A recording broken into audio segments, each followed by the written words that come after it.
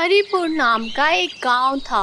हरिपुर गांव में बहुत बड़ा बाजार था। दूर दूर के गांव से लोग यहाँ सामान खरीदने और बेचने आते थे।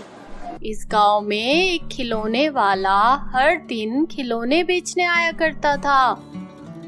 खिलौने और रंग बिरंगे गुब्बारे देखकर गांव के बच्चे उसके पीछे पीछे चल देते थे। खिलौने बेचने के बाद वो वापस अपने गांव चला जाता था। इसी गांव में एक बहुत ही गरीब लड़का रहता था जिसका नाम था श्याम। श्याम के घर में माँ और एक छोटी बहन थी। उसकी माँ मजदूरी करके घर चलाती थी। मजदूरी की कमाई से जैसे तैसे श्याम के घर का खर्चा चलता था। एक दिन श्याम और उसकी बहन घर के बाहर खेल रहे थे और तभी एक बच्चे की आवाज आई, वो देखो खिलौने वाला। चलो देखते हैं आज कौन से खिलौने आए हैं। अरे रोज क्या देखना होता है तुम बच्चों को? कल भी तो गए थे उसके पीछे पीछे। रोज का काम है इन बच्चों का। अब शाम को ही घर वापस आएंगे ये। तभी श्याम की बहन रोने लगती है। मुझे भी गुब्बारे लेना है, मुझे गुब्बारा लेना है, मुझे गुब्बारा लेना है भैया। अरे रो मत, मैं तेरे लिए कल गुब्बारा लेके आऊंगा। अगले दिन खिलौने वाला खिलौने बेचने के लिए गांव के बाजार में खड़ा था। आज उसके गुब्बारे भी कम बिके थे। तभी श्याम उससे गुब्बारा खरीदने आया। भैया कितने का है गुब्बारा? 2 रुपए का है और 5 रुपए के 3। लेकिन मेरे पास तो 1 रुपया है। एक काम करो, एक गुब्बारा मुझे दे दो, बाकी 2 किसी और को बेच देना। इससे तुम्हारे 5 रुपए के 3 बिक जाएंगे। नहीं, एक गुब्बारा तो 2 रुपए का ही मिलेगा। श्याम मायूस होकर चला जाता है। वह आगे जाकर एक पेड़ के नीचे बने चबूतरे पे बैठ जाता है। गुब्बारे वाला श्याम को देखता रहता है। गुब्बारे वाले के शाम तक सारे गुब्बारे बिक जाते हैं। केवल 2 गुब्बारे बचते हैं। गुब्बारे वाला तभी शाम को बुलाता है। अरे तू घर नहीं गया? दोपहर से यहीं बैठा है?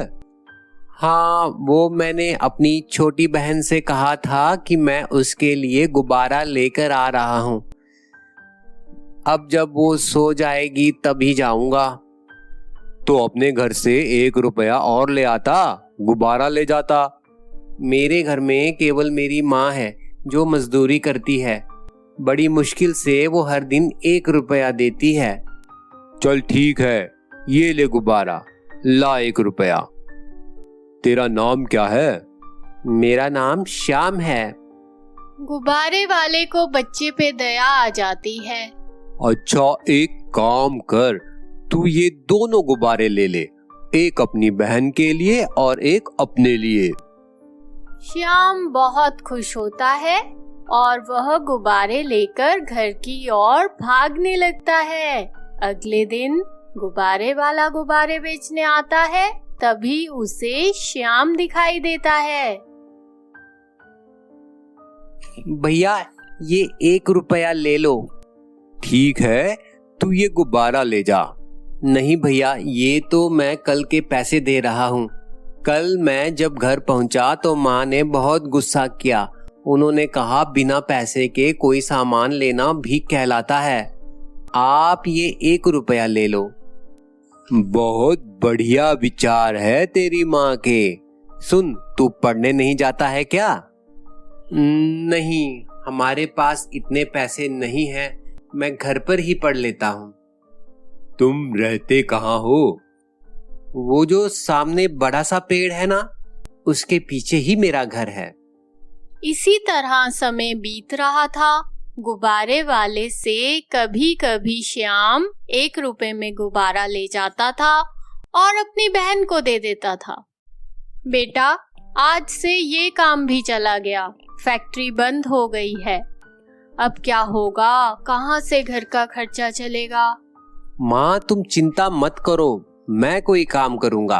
तू तो बहुत छोटा है, अभी क्या काम करेगा बेटा? मैं कल ही खेत में काम मांगने जाती हूँ, वहाँ शायद कुछ काम मिल जाए। कुछ दिन बाद खिलौने वाले को श्याम नजर नहीं आया। अब वह गुब्बारा लेने भी नहीं आता था। एक दिन खिलौने वाला श्याम के घर पहुंच जाता है। श्याम, श्याम। तभी श्याम की माँ बाहर आती है। बहन जी, श्याम कई दिन से गुब्बारे लेने नहीं आया। भैया मेरा काम छूट गया है, अब मैं खेत में मजदूरी करती हूँ। बड़ी मुश्किल से घर का खर्च चल रहा है, शाम को मैं पैसे नहीं दे पाती हूँ। बहन, क्या मैं आपकी कुछ मदद कर सकता हूँ? नहीं भैया, हम केवल मेहनत का पैसा ही लेते हैं। एक काम कीजिए, शाम को मेरे साथ खिलौने बेचने के लिए भेज दीजिए। हम दोनों गांव में घूम घूम कर खिलौने बेच लेंगे। लेकिन भैया वो तो अभी बहुत छोटा है। बहन, इससे आपकी कुछ मदद हो जाया करेगी। मैं चाहता हूँ कि शाम स्कूल जाए, इस काम से उसकी स्कूल की फीस निकल जाएगी। दोपहर से शाम तक वह खिलौने बेच लेगा। तभी श्याम बाहर आ जाता है और सारी बातें सुन लेता है। हाँ माँ, मेरे ख्याल से ये ठीक कह रहे हैं। माँ तैयार हो जाती है। अगले दिन से श्याम खिलौने वाले के साथ खिलौने बेचने जाने लगता है। खिलौने वाला श्याम का स्कूल में दाखिला करा देता है। पढ़ने के साथ साथ श्याम अब शाम को खिलौने बेचने लगता है। धीरे धीरे श्याम बड़ा हो जाता है, तब तक वह खिलौने वाला बूढ़ा हो जाता है।